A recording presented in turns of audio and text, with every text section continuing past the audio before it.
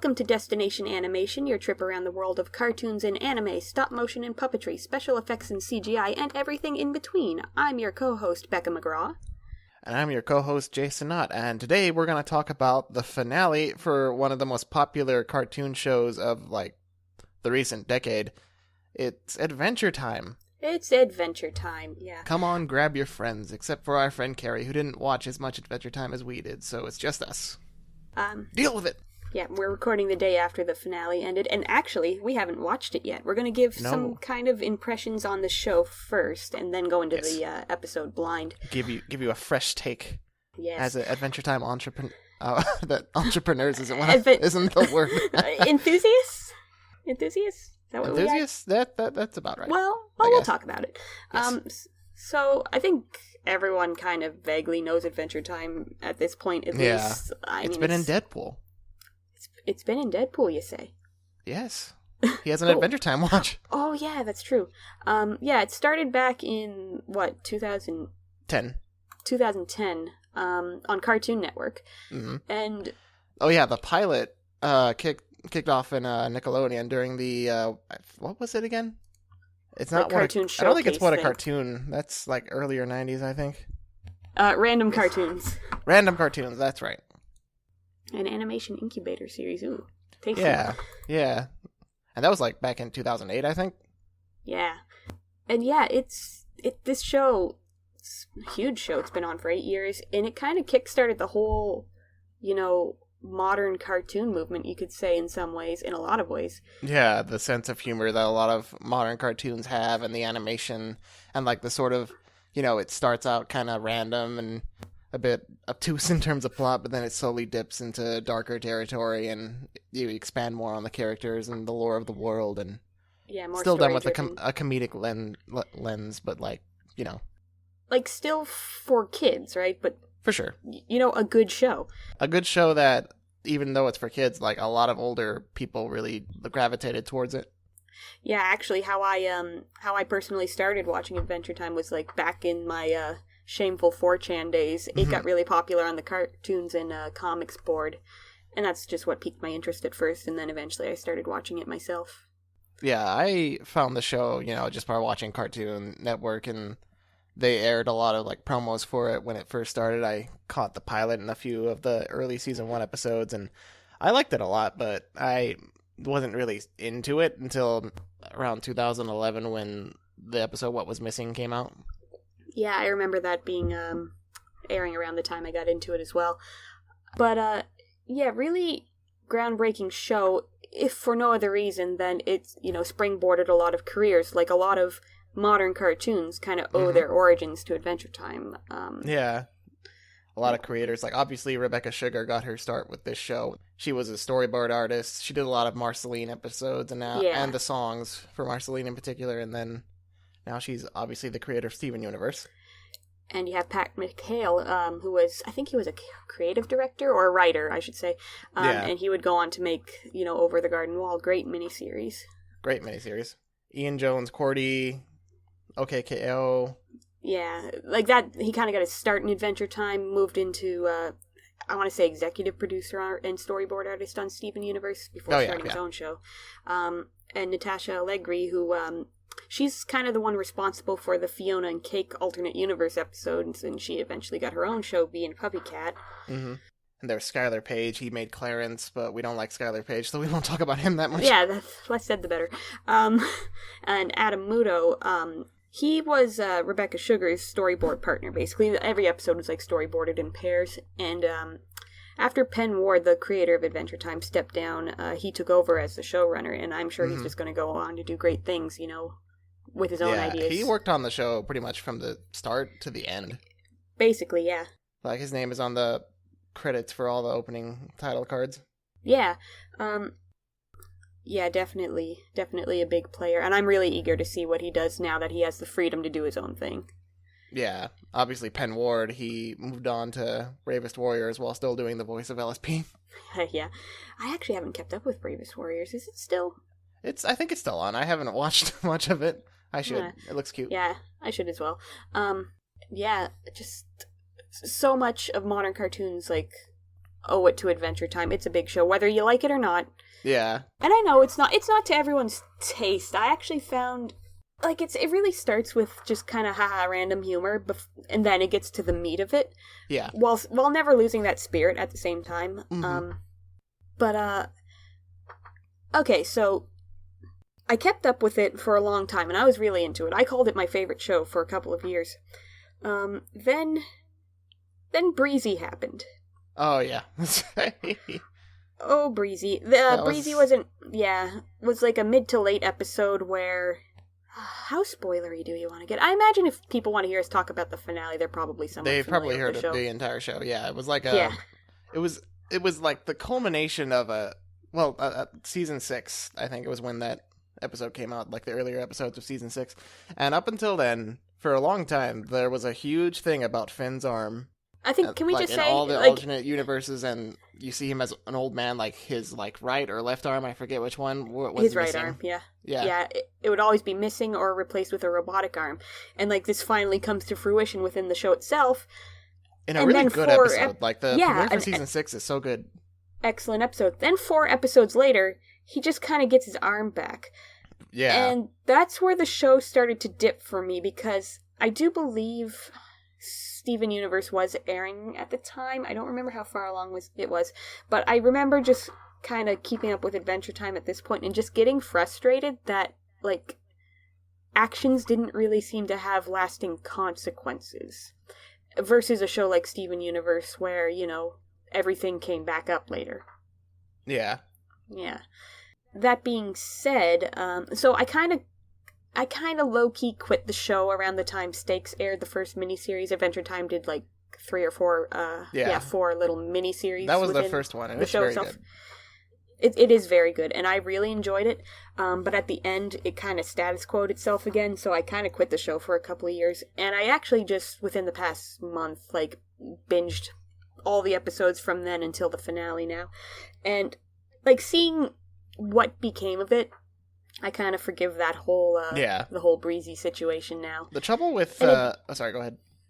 No, go, I didn't really have a thought. Okay, the trouble with Adventure Time was that it, kind of didn't really have, like, really planned out story most of the time. Like, a lot of the creators admitted that they were kind of writing, like, you know, from the seat of their pants. Like, they admitted that the whole Princess Bubblegum turning into a little kid, they didn't really know what to do with that, so a few episodes later, they turned her back to 18, quote-unquote. Yeah, that's true, too, isn't it? Yeah. They would come up with little arcs, and they would eventually tie things together, but it was more like, you know, sort of, I don't want to say accidental, but it wasn't planned out, I don't think, most of it.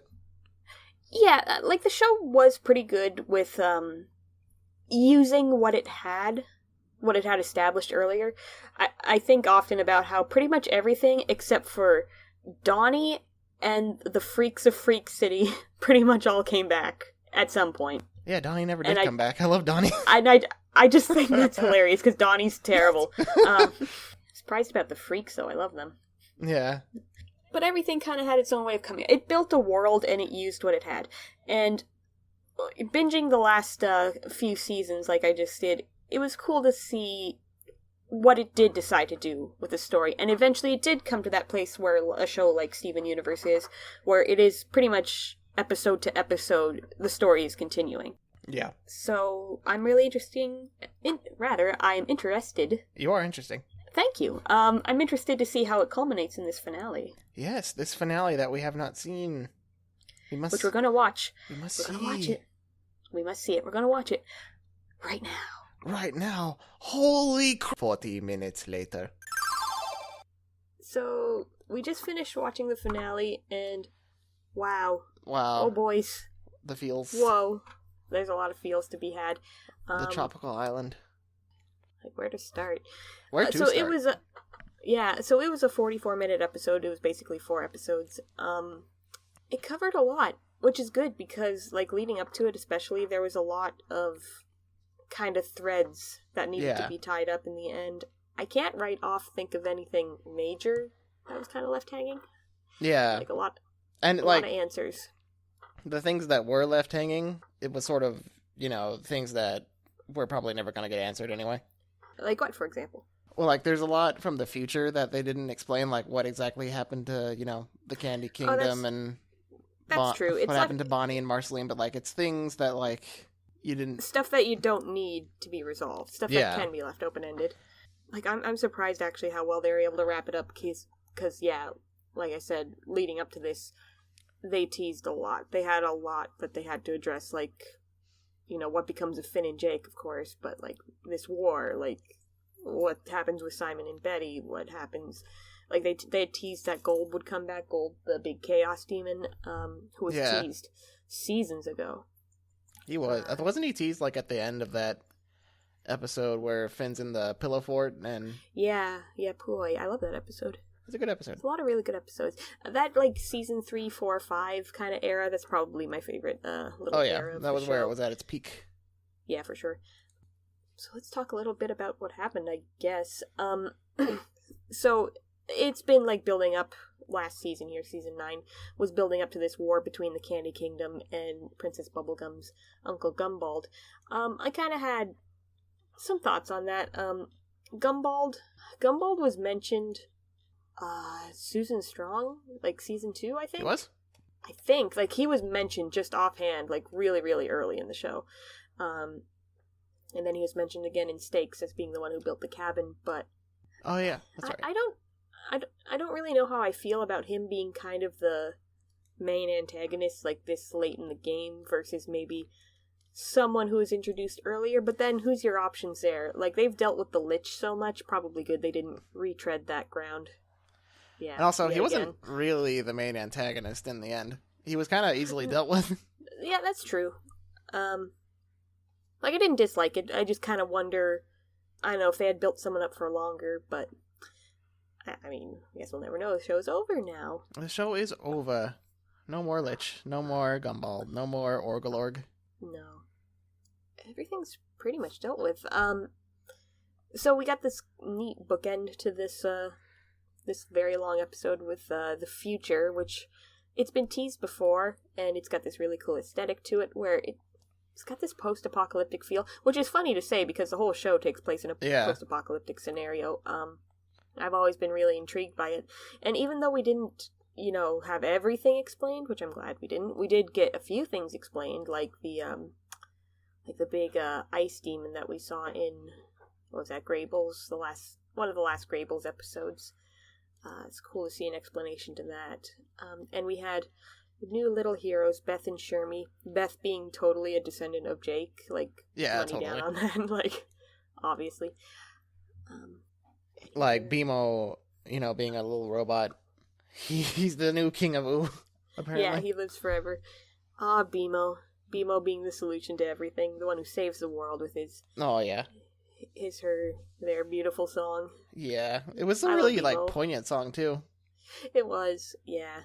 Adventure Time is really good at music, honestly. And this episode kind of reminded me of that. Yeah. Just really good... really unusual songs. Like, you gotta kind of appreciate that they experiment a lot.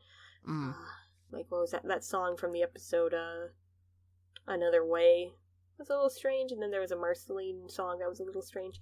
But, like, appreciate them for experimenting like that. Yeah, this song was really sweet.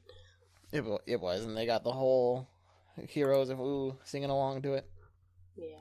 To stop the evil Golb. I want to say Bolg, just because it's Golb spelled backwards, and Bolg is a character from The Hobbit. No. I don't know, let's just talk about some stuff that happened, like... Yes. Like the really cool surrealism in the whole dream sequence. Yeah.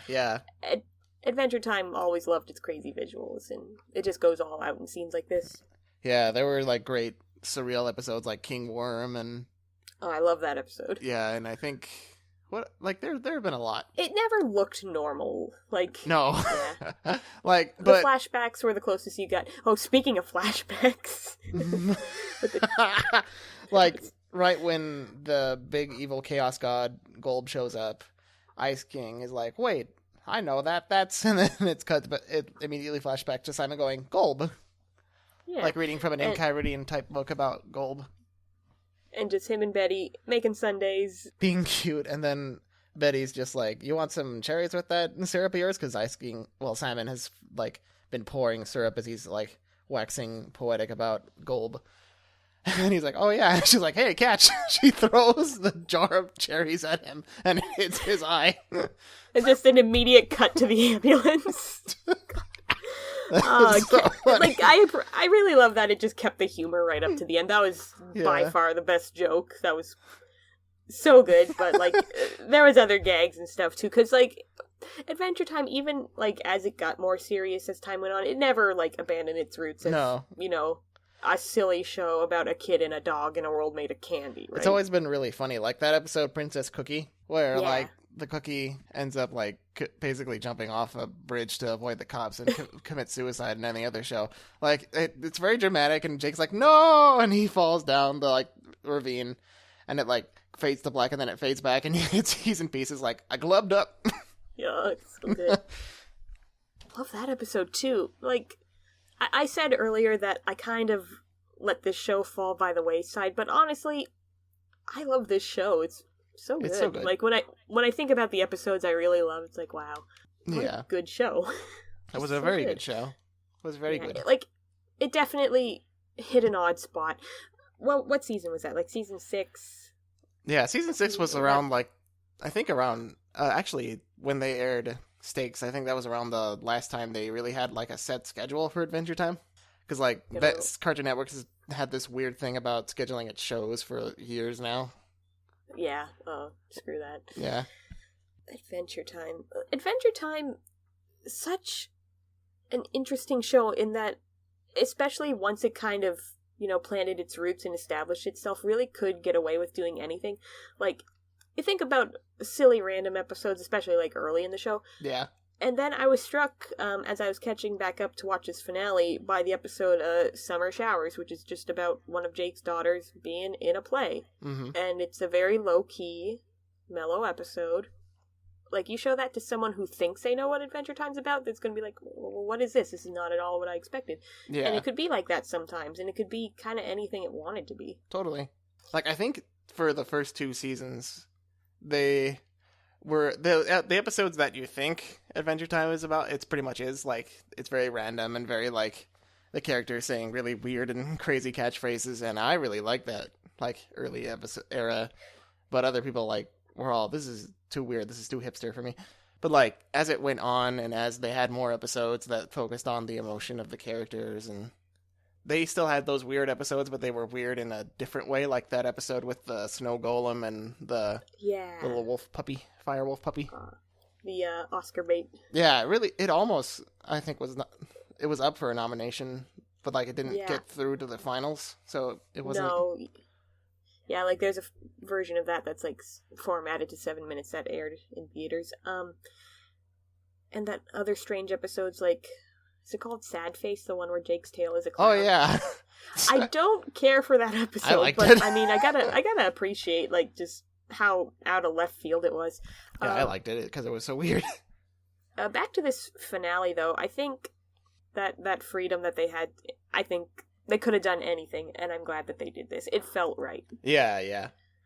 I'm glad that Marceline and PB finally kissed. Oh, yes. Like, it's a thing now that, like, as, certain stuff has come out, like, Legend of Korra with the, canon relationship of Korra and Asami, and then earlier this summer, Ruby and Sapphire and from Steven Universe finally kissing and marrying each other on camera. Yeah. And Adventure Time, would it be fair to say it kind of started this when it, like, was originally teasing Bonnie and Marcy? Yeah, possibly, because like on the show it wasn't like a huge like, hey, they were dating thing, but like there was a lot of speculation. Yeah, and it's nice that there was a bit of resistance in the beginning of that. I remember there was some pushback from the network even. Yeah. But then that they allowed it to finally happen. Yeah, I think Cartoon Network has really like taken, the Korasami thing and sort of like gone the extra mile with it with their shows. Yeah. Clarence had the gay couple who were the prominent, but they also have like a lesbian couple. Yeah. And then just all of Steven Universe. Yeah, basically. Just the queerest show on TV. Just reveling in it and just so wholesome. I mean, Marcy and Bonnie is very good. Simon and Betty. is very good. Lemon Grab and my goodness. LSP apparently having a moment that is Sh- really Shoosh funny. about that. I want to talk about my OTP. Oh my god! Ever since like, what was it called? Holly Jolly Secrets. Ever since that first aired, I just had very strong Simon Betty feelings. Yeah. Ice King's my favorite character in the show. A big Mhm. chunk of that is that I really, really love Simon. Simon's great. He's such a cute dork. And him and Betty, even though, they didn't get a happy ending, unfortunately, but they did get to be together one last time. And Yeah. wipe a very tear sweet. away. It's very sweet. Very And very sweet. sad. And like So it sad. it sort of is fitting to the character arc of Simon and the Ice King. Yeah. He didn't get the princess in the end. No, it's true. But like But the it's very, shown that very he's- ending of the episode, like it teases like what may become of each character, and like Yeah, him and Simon's seeing happy. Prismo. Like it showed him like seeing Prismo, like maybe hopefully looking for a way to find her again. Yeah. I wish Prismo could have had a role in the finale. Prismo's great. Prismo is great. Yeah, I love his voice. yeah, he's so good. All the characters are good. It was nice to see Mhm. a lot of characters. Oh yeah, like all the like villain cameos too. Like they teased a huge villain team up with Gumball's army, and like they didn't get to do anything, which is like No. it could be disappointing, but it's But really funny. Yeah. I really like the ending montage with like Tiffany. You couldn't remember his name. Oh when yeah, we were Tiffany, watching. that's right. Yeah, and all the humans coming back. It's very hopeful without being while still leaving it open ended. Like there's still adventures to be had. Yeah, yeah. It didn't tie it up too tightly. No, it tied up just enough that this is the finale, but like it still goes on, and they'll still live their lives and be happy. It's still adventure time. Yeah, Yeah. I thought Jake was gonna die. yeah. It looked like anyone could have died in this little finale. I'm glad they didn't, because that just... Well, I'll get to why in a second, but for a few seasons, basically ever since the puppies, Jake's kind of been slowing down. He's kind of become, an old dog. So I could have seen that happening, like just not being up to speed anymore and just taking a bad hit or something like that. Or having to sacrifice himself. I'm glad it didn't happen. And I saw a tweet actually earlier today. I wish I knew who tweeted it, but just kind of as I get older, I prefer wholesome stories to cynical ones. Sure. I like that it ended nicely with all the characters working together. Just gonna throw random Adventure Zone spoilers in here. This is how the first arc of Adventure Zone ends too, and it was just very wholesome. Yeah, basically. I I thought might- of that too. But no, I thought of that too. And I also thought that I'm grateful that they didn't end it like that dumb thing where it's like, oh, Finn's in a coma. Yeah. I remember that being a theory early on. Yeah. I mean, that's a theory for every show, though. Yeah. Oh, Rugrats are in a coma. Aren't you glad the people who write these theories aren't the people who are writing TV? That's mean, but honestly. Yes.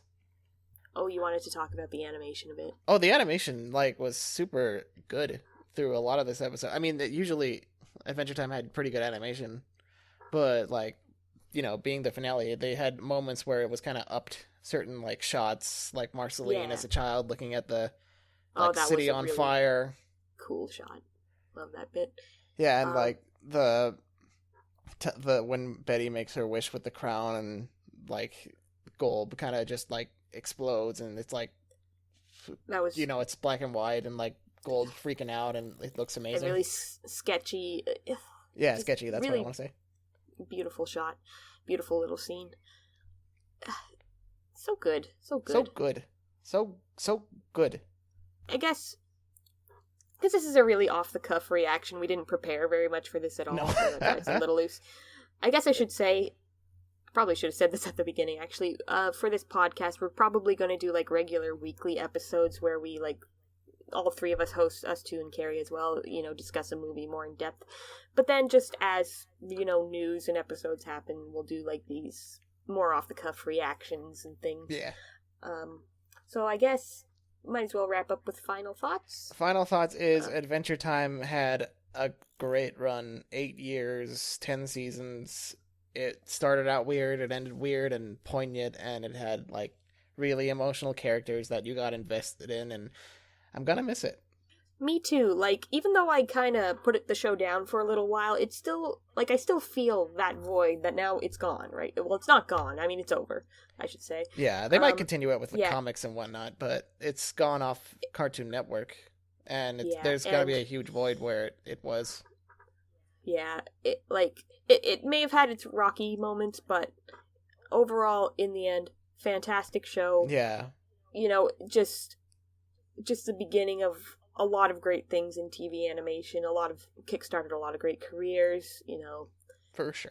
Just great influence on the industry. And, like, it may not be as popular as it was back when it aired, but, like, a lot of people have been reacting to the finale, and, you know, it was a huge phenomenon, and, yeah. I'd say probably just changed the way, you know, we approach television animation, right? Like, everything... For sure. Just the maturity seemed to step up, the more board-driven... Mm-hmm. It came, like, right at the beginning of the new 10s this decade, and it comes right near the end of it. Yeah. It, and, also Regular Show was there. Oh, yeah, Regular Show. Which was kind of a sister show. I watched not a lot of, but I watched a few episodes of Regular Show, and, you know, that when that ended, I wasn't really in a place where I could, you know, see it and be all, oh, what a jolly good show. Yeah, I never really watched it very much. I just know it was kind of the sister show to Adventure Time. Yeah. I want to see it, though, eventually, and, you know, because it looks fun. We should watch it and do a podcast episode about it. We should. But for now, that's our thoughts on the Adventure Time finale. Do we recommend the show?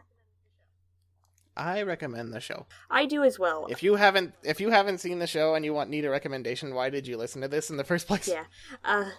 Yeah, I mean, power through any rocky points, it's worth it. At least, like, if nothing else, just to see the influence it had on the modern industry. So, Adventure Time. Right. We're gonna miss ya. Adventure Time. Come on, grab your friends. Go to very distant lands. Jake the dog and Finn the human. The fun has ended. Never end. No, it has ended. Oh, yeah, okay, it ended. That's all the right. end. So but I brought board games. We were gonna hang. Oh. All right. So I'm Becca McGraw. You can find all my socials. I'm a digital artist at Rebexorcist.com. And who are you? Who am I? I'm Jason Nutt. You can find some of my reviews on whatever reviews on blogger.com. And that's it for us today. Mitch, play us out!